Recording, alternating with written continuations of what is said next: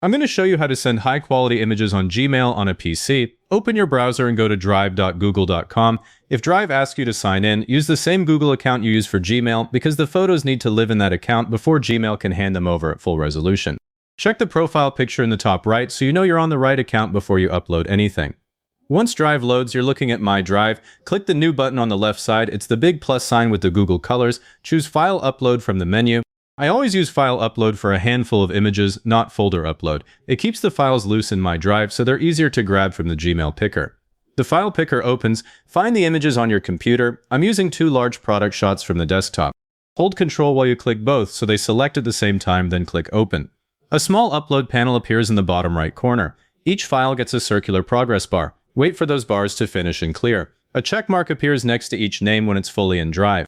If you jump to Gmail before the upload completes, the files won't appear in the Drive picker and you'll be stuck retracing this whole thing. Now open Gmail in another tab. Click Compose in the top left. A new message window opens in the bottom right corner.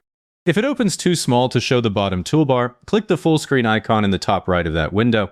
Look at the bottom toolbar inside the window. The Google Drive icon is the triangle shape right next to the photo icon. Click it. The Insert Files using Google Drive box opens. If you just uploaded the images, click the Recent tab. They'll be sitting right at the top. If you don't see them, click My Drive on the left and find them there. Click the first image, hold Ctrl, click the second. Both rows highlight in blue so you know they're selected. If you have more than 2, hold Ctrl and click each one, or hold Shift to grab a whole range. Now look at the bottom of that Drive box. There's a small drop-down that says Insert As, and it's probably set to Attachment. Change it to Drive Link. This is the entire reason we're using Drive. Inline attachment makes Gmail convert the file and recompress it. Drive Link keeps the original image untouched, so the resolution stays exactly what you uploaded. If you leave it on attachment, you've gone through all this trouble just to have Gmail crush the quality again. Now click Insert. The Drive box closes and a link appears in the body of the email. It shows the file name with a small Drive icon, not a flat image thumbnail. That link is the full resolution file. Hover over it and Gmail shows a small preview card with the file name and size. Click it once to open the file in a new tab. That's the original resolution. Close that tab and come back to Gmail. Now fill in the message. Click the To field and type the recipient address. It can be a Gmail address or any other provider. The Drive link works the same because it's just a web link. Press Tab or click the subject field. I'd type Final Product Shots Full Res, so they know these are not the small versions. Scroll down in the body if you need to. Put a quick line above the link like here are the full res files, then hit Send. The window closes and Gmail shows the message sent confirmation at the bottom left.